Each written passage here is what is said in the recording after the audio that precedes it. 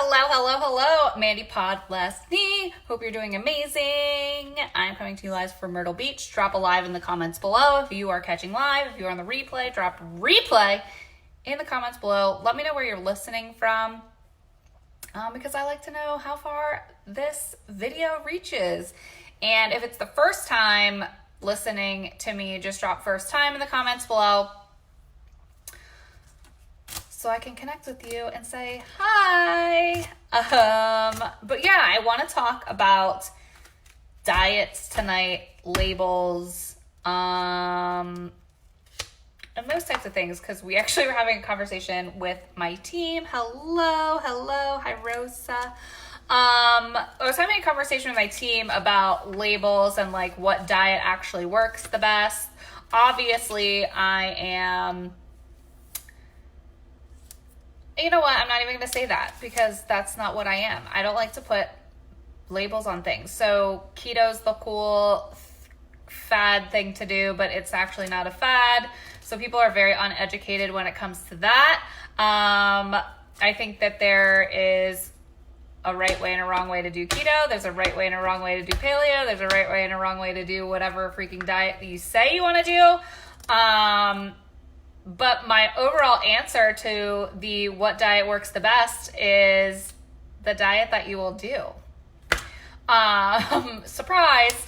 So for me, like, I love ketogenic. I love running on ketones. I love putting people that I coach on a ketogenic / diet. But realistically, I'm not 100% keto at the moment. I am more low carb and carb conscious. And I also get frustrated with people who are doing keto, but then take a picture of their pepperoni and cheese and then say it's like not working.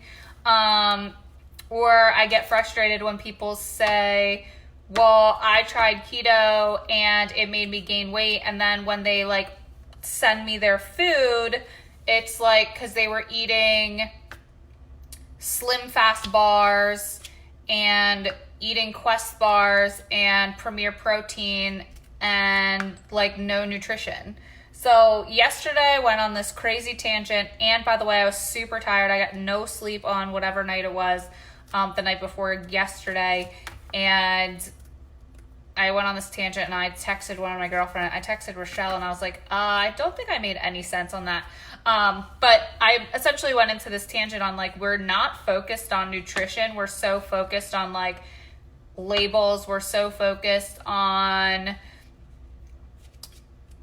calories in, calories out. We're so like everyone's just focused on the wrong things. And yesterday it was just about, oh, well, I drink Powerade Zero and I lost weight. Well, yeah, you lost weight because you're at a calorie deficit. It has nothing to do with Powerade Zero. But, like, do you have hormone dysfunction now because you drank a shit storm of chemicals? Probably. So I just think fundamentally, like, the only diet that will work is the one that you will do. My goal and, like, my transition in from keto just being strictly keto nutrition is trying to find out why you won't stick to the diet. And I'm currently I'm literally like emotional. These ladies that I'm working with right now in my food and feelings course are like making amazing transformations. They're doing hard work. They're understanding that like our decisions behind food really have nothing to do with food and everything to do with like our past patterns and our past upbringing and our stories and our limiting beliefs and all of that kind of stuff. So I'm transitioning into all of that. I'm really trying to help you be an overall better person and function in a better lifestyle. Whatever diet that you want to do is really fundamentally up to you, because that's a personal choice. Like for me, like I shouldn't have to, like for right now, for example, I'm running, like I drink pure therapeutic ketones. I run on ketones every single day. So I'm in nutritional I'm in ketosis every single day. Does that mean my body's producing ketones every day? No, but I am running on ketones for fuel. So that's first and foremost. I think ketones and the power of ketones and ketogenic diet is amazing. I did 6 weeks low carb, ketogenic, straight diet, and I felt really good. I've transitioned out of that now, and I have different goals for the next 12 weeks. For my body personally, I have to be lower carb. Does that mean that I'm not going to enjoy the rest of the season's watermelon? No, I have a freaking watermelon in my fridge right now. I do what works best for me. So my goals, and I do what's best that matches what works best for the specific goals that I have. So I think it's important to set the goal and understand that, like, whatever that goal is, act accordingly. Because I think so many people just get sick and tired of being sick and tired, and then they wake up one day on Monday and they're like, well, I'm doing the keto diet, and then it lasts 3 days, or not even 3 days. It doesn't even last through lunch because somebody brings in pizza, and then they're like, F it. So it's like, I want to get to the root of why you say F it. I want to set you up for success so that you actually stick to it and get to that deep work stuff that, like, you're probably avoiding. Because I avoided that for a very long time. Hi, Sabrina. And I think it's super important to get to that root cause so that you can stick to whatever diet that you choose. Do I think that you should stick to a diet of, like, high carbs? No, I think carbohydrates are non-essential for the body, and I do believe that ketones and a low carb diet are awesome, but I do believe that, like, you can have a little bit of fruit here and there, and, like, it's not going to kill you. Like, nobody got fat from watermelon, right? But, like, they did get fat from eating, like, bread and, like, a shit ton of processed carbs. So yes, clean and lean. I like that. I think people do use labels as a crutch as well. This kind of goes back to, like, people who are saying, well, I'm dirty keto, and then that gives them a pass to eat chemicals and, like, crappy ingredients and say, well, I'm dirty keto, so it's fine. But then 3 months from now, when they're continuing to do dirty keto, and then they have hormone imbalance and liver and kidney functions are screwy, are you dirty keto then? Are you happy that you did dirty keto? Like, you just gave yourself a pass. I don't fit into a box. I think that teaching conscious keto, or, like, drink your pure therapeutic ketones, that's number one. And then number two, like, I just think that's essential for everyone. I'm not here, drink them, don't drink them, I don't really care. I think they will change your life. I think if you want more information on ketones, drop ketones in the comments below and we'll get you started on those, but I'm not here to, like, pitch you. Like, I firmly believe that they will work for you. Most people that don't do them and then turn to my side love it. I mean, 99% of people. It just makes life so much easier, and then it creates compliance. So that's what I'm trying to create. I'm trying to create compliance to get you results, but those compliance doesn't necessarily mean that it has to be keto. And, like, when I reach out to people that are like, oh, well, I'm not doing keto, well, like, okay, just because I'm reaching out to you and I'm checking in on you doesn't mean, like, I'm the keto police and, like, making you dump your bread in the trash. Like, I genuinely care about you and your overall well-being. And what does that look like? Does that mean it includes watermelon? Then that's cool. Does it include a Premier protein? I'm probably going to give you a little shade. But, like, be aware. Like, but here's the thing. If you want to drink Premier protein, that's fine. But, like, don't make it your, I don't know. I think make good decisions, make decent decisions, make informed decisions, make decisions that are matching what your outcome is. Like, last weekend, I ate a pretzel during a Penn State game and it tasted delicious. Did I fall asleep probably 2 hours later? Yes. Did my goals started this week? So Saturday, it was, like, it was in alignment with that goal at that moment to eat pretzels. Now, my pretzel days for the next 6 weeks are over because I have goals in the next 6 weeks before our event in October. But I'm playing with building muscle, doing more of, like, a clean paleo, and seeing how that works for me, because I didn't get as much a good a result from like 6 week strict keto, but that's me and like my expectation. And I use myself as a science experiment all of the time. So I'm playing with calories in, calories out, but I'm not eating like yogurt laced with tons of sugar. Like I'm still keeping my carbs down to probably like 50 grams. Does that mean I'm probably going to get into ketosis? Probably not nutritionally, but I will drink ketones every day to keep my appetite controlled, to keep my carb cravings controlled, to keep my cognitive benefit functioning. My body prefers to run on ketones, so that's just how it's going to go.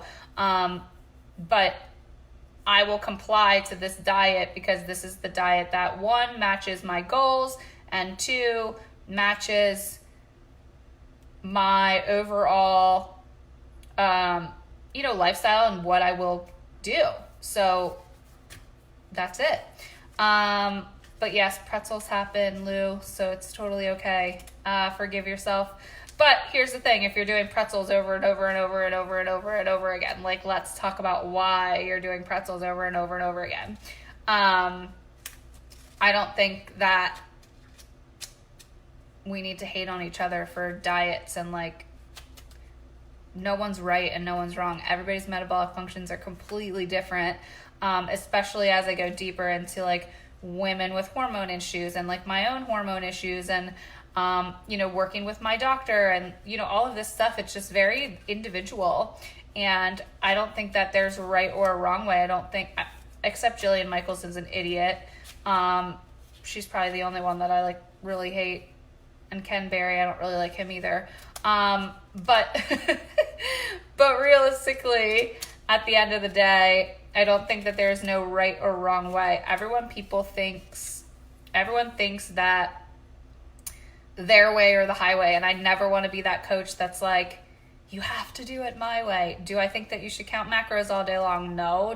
Do I think that counting macros at some point, I've been counting my macros even today. But I'm doing that because I'm versed in it. But I think for a beginner person who is very, very tired and very, very overweight and very, very inclined to probably quit by noon, should not have to add macro calculations into a diet that they're just trying out. So I think that every person's individual. I think that there could be an overall simplicity. I think that my way is not the highway. My way is usually right, though. No, just kidding. But I mean, just do what works for you. Like, figure out what it is that is having you go on and off. I'm Karen, 77. I use KISS Keto Principle for my eating teacher more later. Oh, thanks, Karen. Yeah, I teach people to KISS Keto all the time. Keep it super simple. That's my brand. But yeah, I'm getting out of just pigeonholing into keto. Like, I think it's important to talk about, age and hormones and emotions and self-worth and motivation and all of that. So this is very, very important to make sure that we are doing this kind of work. It's really jazzing me now that I'm coaching in a more broader spectrum in terms of like actually developed this program and people are seeing results and doing the work. But I think doing whatever freaking diet works for you, but as long as you're getting results, that's what's important. But I think don't give up before you get started, and don't blame the diet. Continue to figure it out. Because I think what happens too is people will do whatever diet that they're set out to do, especially in the keto space, and they're like, oh my God, it's not working. They only did it for like 3-4 weeks. But for me, fundamentally, like, I did it for 6 and I didn't really start seeing results until week 4. So you can't quit before you start, really. And you have to trust your body, and you really need to stick to it for like a reasonable amount of time. But again, setting that goal and understanding, okay, well, this is my goal. I'm committed to this goal. How can I get to this goal? It might take probably double the time that I thought. And I always use this analogy too of like, I don't use this analogy. Somebody told me this analogy the other day. I think it was Nixa. as you like are using the toilet paper, right? Like you don't even notice that the toilet paper is getting low until it's out, right? And you're like, oh, I need more toilet paper. It's just like tear, and you don't really notice. And then you're like, oh, I need more. So it's the same thing with fat loss, right? So like you don't notice the change, don't notice the change, you don't notice the change. And then all of a sudden you're like, oh, there's the change. So just remember that. You have to stick to whatever works for you, but like don't quit before you give it a real chance, and don't buy into your bullshit on like why you can't, or give yourself a free pass on that, because it's really important to like explore the feelings and the emotions onto like why you're not doing it, and it's probably deep stuff that you probably haven't ever thought about before, that I'm so totally seeing that so many girls in my emotional eating course are like having breakthroughs because they were like, oh, well, I didn't even know that could have been contributing to that. So more on that later. But anyway, I just wanted to pop on and just let you guys know that keto is not always the only way. Keto is a great way. I love keto. Obviously, it's changed my life. But that doesn't mean that eating fruit and whatever is good. And it doesn't mean that dirty keto or whatever label you want to put on for whatever diet you're doing is good either. I just think everything's individual. And that's it. So comment below if you have any feedback, if you have questions. Would love to know your perspective on diets and all the things. If people aren't meeting their goals they've set for themselves or trying to maintain, they need to change their daily intake or maybe change some things. Always get a physical and blood work. Yeah, for sure. I think blood work and physical is super important. I don't always think it comes down to calories in, calories out. I think there's a lot to it, but fundamentally it kind of does. But I mean, I ran on 700 calories maybe the last 2 weeks of my challenge, and I felt pretty all right. But I think that there's also something to be said about like fasting and healing and autoimmune, and there's just a lot. Like it's so hard to just say, okay, do this plan, and then what works for one person might not work for another person, and it might not work not because the plan's wrong, it just might work because of a metabolic issue or whatever. But I think,